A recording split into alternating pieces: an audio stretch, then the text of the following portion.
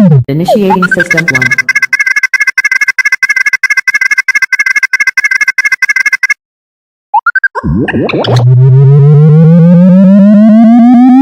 System 1 loaded.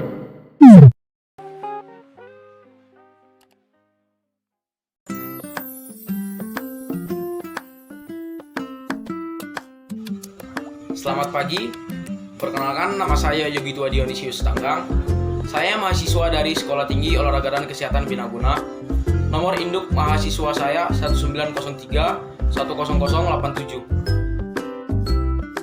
Nah, di sini saya akan menjelaskan sedikit tentang pengaruh psikologi pendidikan terhadap proses belajar mengajar. Jika berbicara mengenai psikologi pendidikan ini, tentu akan terkait dengan banyak hal yang termasuk ke dalam dunia pendidikan. Berikut adalah aspek-aspek pengaruh psikologi pendidikan terhadap proses belajar mengajar. Yang pertama, mengenal karakter. Nah, di dunia ini karakter manusia tidaklah sama, akan tetapi berbeda-beda ataupun banyak jenisnya. Nah, pengaruh psikologi terhadap proses belajar ini dapat kita kaitkan mengenai membantu banyak guru atau tenaga pendidik untuk lebih mengenal karakter masing-masing para peserta didik. Yang kedua, membuat tujuan belajar dengan tepat. Tujuan belajar mungkin secara garis besarnya hanya untuk menambah ilmu ataupun membuat Anda memahami berbagai ilmu. Nah, peran guru di dalam proses pembelajaran itu sendiri adalah mengarahkan tujuan belajar anak untuk menjadi lebih terarah dan satu tujuan. Dan itu tadi pengaruh psikologi terhadap proses belajar. Yang ketiga, sifat kondusif. Para guru atau tenaga pendidik seringkali ingin menciptakan ruang belajar yang kondusif. Dan itu merupakan pekerjaan rumah yang sangat besar dan rumit bagi para tenaga pendidik. Namun, dengan adanya pengaruh psikologi ini terhadap proses belajar tersebut, itu bukanlah hal yang menjadi masalah lagi bagi para tenaga pendidik.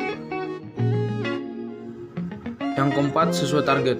Nah, pada psikologi pendidikan ini, para tenaga pendidik bisa terbantu untuk mencapai target dengan cepat dan tepat pada proses belajar mengajar yang sudah ditentukan oleh kurikulum yang berlaku.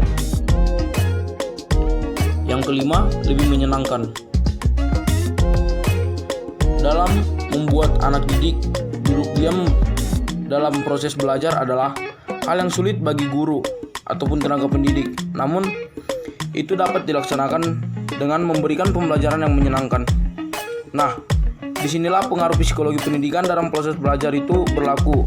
Karena dalam psikologi itu, kita dapat mengetahui bagaimana cara pribadi yang menyenangkan dan menarik.